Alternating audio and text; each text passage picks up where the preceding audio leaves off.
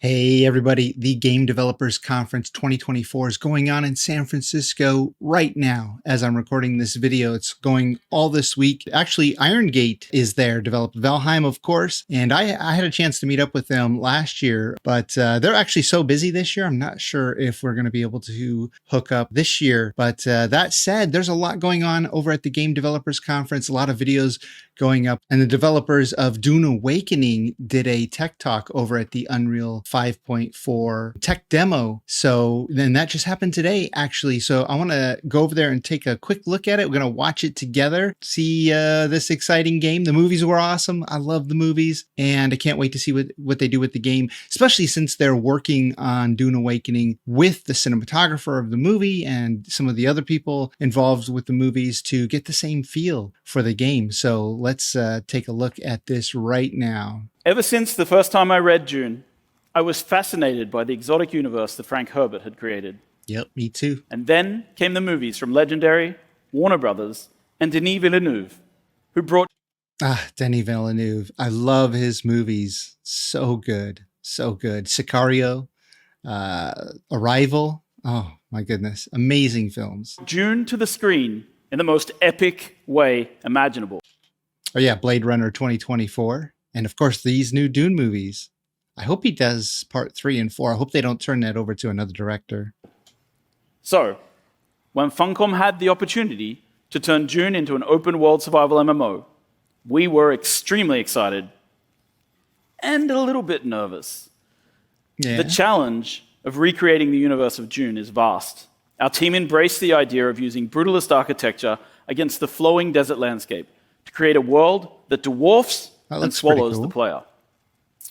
Fortunately for us, we've been working with Legendary right from the beginning. We got to walk around. Legendary is one of the companies that produced the movies. The sets that they had built for the movie to see how it felt to be transported into the world of Arrakis. And our concept team used this knowledge to help inspire the visual language of the game. And we were very grateful to work with Greg Fraser, the visionary who won the Oscar for cinematography on Dune Part 1. Greg is an... If they can get the game to look half as good as the movie, working with the cinematographer for the movie, that'll be awesome. Artist with light, a master of visual tone, and his vision for Arrakis has greatly shaped our world. Let's have a look. Yeah, let's take a look. When I saw the complexity that Dune 2 was going to have from its pre-production perspective and from its planning perspective, I realized that being able to use Unreal Engine, being able to have control over light, staging, all in pre-production, was only ever going to speed up the process. That's awesome that they used Unreal Engine to do pre-visualization of the shots, before they actually went out on set, because, taking all that stuff out there and getting the weather just right and, where the sun's going to rise and set and at what times of the days. It's so much work. It costs so much money, but yeah, to get to do that all in Unreal Engine and really see, because of, how good Unreal Engine looks with the lighting and everything, the shadows, they can really, really get they almost know exactly what it's going to look like when they go out and record it on film. A large part of what we used Unreal for was to pre-plan the shots that we were trying to achieve, so that we were able to then put metahuman characters into the location to pre-plan when the shadow was going to reveal them, when the shadow was going to be off them. So using Unreal in pre-production was a godsend. Yeah, I bet. The guys making the Dune Awakening game have been quite inspired by the world that we had built in Dune Part 1. And they've built a world which continues the world that we built on film, and actually probably even expands upon it and builds a world that's greater than the film that we've made. Yeah, that point that he just said, builds a world that is greater than the film. I mean, it has to, almost by definition, right? Because we're going to be running around on Arrakis, I assume, and maybe other planets. I don't know. But yeah, they have to fill in every detail for the players, the things that we're going to come across, keep it interesting, points of interest, and whatever it is we do in the game, it's got to be interesting. In the film, they can just touch on the little moments that support the story. So in a way, the game is a much greater feat to tackle than the movie from that sort of world building standpoint, I think. And what excites me going forward in the future is that, you got gaming on this side and film on this side, and they've been very separated up until now. But slowly they're coming together, and I think right now we're at a point where they're literally crossing over. And I think the skills from gaming technology and the skills from filmmakers are going to cross-pollinate and become useful for each other. Yeah, I've always wanted, as a filmmaker myself, I've always wanted to, make certain films, and raising the funds for the budget, or getting Hollywood to fund the project. It's difficult, obviously, but Unreal Engine, the more it can do, the more tools it can give, smaller filmmakers, individuals, or small groups to do something. I mean, it's probably not going to look as good as Dune Part 1 and Part 2, at least not in the short term, but maybe in the long term. But yeah, it's going to give us more tools as filmmakers too, not just the video games. So, from book to film to game, we needed to take the leap from authored story to player-driven sandbox and create the possibility spaces for our world. We needed to build a world of discovery, exploration, and survival. And for this, we turned The discovery, that's the thing I love about survival games, is getting out in the world and discovering things. I hope that they can make this planet, which seems fairly barren, right? Like Arrakis, but the Fremen are out there, and there's the Harkonnen are probably going to be part of the world. There's got to be all kinds of things for us to discover. It can't just be a barren planet. That would be boring, right? turn to Unreal Engine. It comes with the flexibility of the blueprint system, so we can set up those sandbox interactions. Wow, look at all that It provides detail. a world-leading renderer for amazing visuals, and thanks to Nanite, we can use high poly models at all distances, making the landscape something truly epic to behold. To build our world, we use Houdini with Unreal. This is to in generate game. That looks landscapes with a amazing. non-destructive workflow that allows our level designers to sculpt and regenerate without causing issues. And for Dune, we knew that our sand had to be I want to back up because he made a point there about a feature in the game that I was talking over. Let's watch that part again. Let's see here. hold. To build our world, we use Houdini with Unreal to generate landscapes with a non-destructive workflow that allows our level designers to sculpt and regenerate without causing issues. And for Dune, we knew that our sand had to be world-class. So he talked about sculpting and regenerating. There's supposed to be sandstorms in this game that will come through and actually change the sand, the terrain, because it moves the sand. So it should, the hills will be different after the sandstorm, or should be different, and also they can reveal things that were buried under the sand. So you may go back to a location and find something new there because the sand has been moved, has been blown away. And wow, that would be awesome if they can get that to work properly. Now I think he's going to talk about how Unreal works with actual, the movement of the sand, like when you walk on it. Using Unreal plugins such as Fluid Ninja, we were able to build sand displacement technology that reacts to small details like footprints from a player's walk or run. That's awesome. And finally, Lumen provides a lighting system that combines global illumination and bounce lighting to make both our exteriors and our interiors look truly stunning. Yeah, there's so many games, Valheim included, and just a lot of other games that I've played. The lighting doesn't quite come, it's not right the way it comes into a building, right? The way it goes through the walls, the windows, the doors.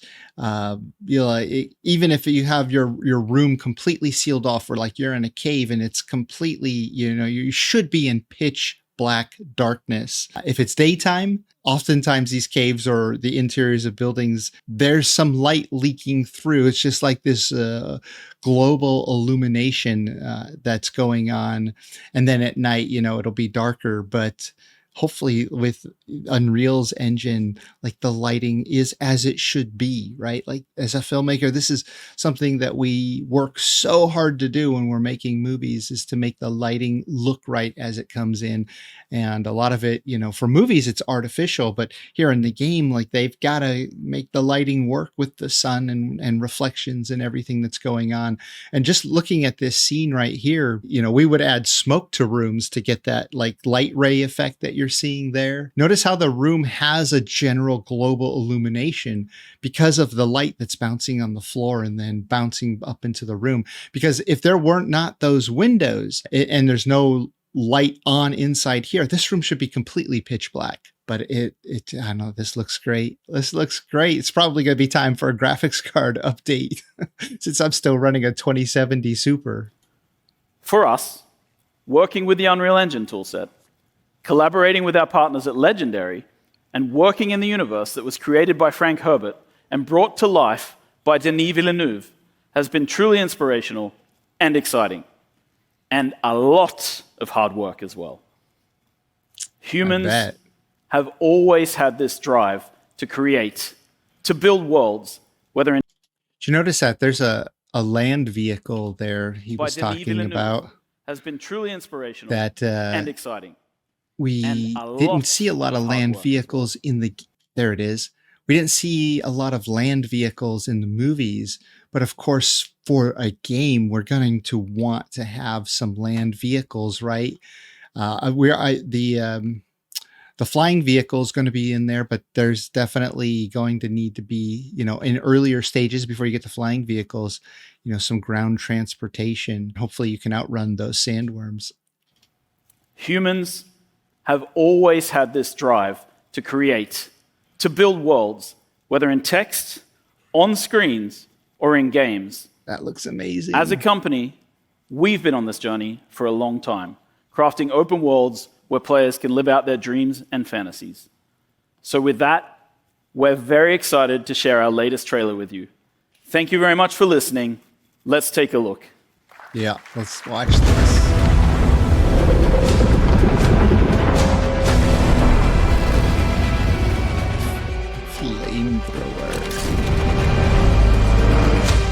Oh, there's another one of those land vehicles, like a little tricycle. Right there. That's pretty cool. I guess they didn't want to go with the hover bikes or hover cars, little too much like Star Wars. So they decided to go with these vehicles that are actually like have treads on them and are, ground based.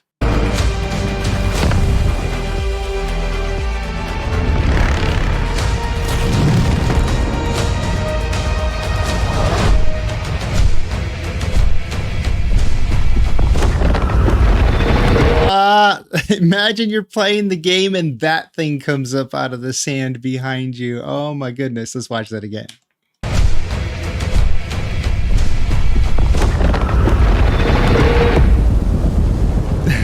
I think I just got the chills a little bit. All right, that was super awesome. Anyway, so that's what they released, the development team for Dune Awakening, Funcom, what they released at GDC just today, just about 40 minutes from me. So I'm a huge fan of Dune and I love survival games, so I'm definitely going to be giving this a chance. For me, Valheim, I have the most hours in. I think I have something like 3,500 hours or more. And I think the next game I have the second most hours in is Conan Exiles, which was also developed by Funcom. And I absolutely love that game. I'm actually a huge Robert E. Howard fan. I've read many of his short stories and his novels. And he's the creator of Conan the Barbarian. And when they created Conan Exiles, I jumped in right away. I was one of the really, really early adopters before you could even climb in the game, and you'd jump and you would not take any fall damage. And there were no mounts and no NPCs or pets or any of that stuff. So it's just very, very bare bones game, and I loved it. I watched it grow over the years. And my biggest problem with Conan Exiles was just that they had a large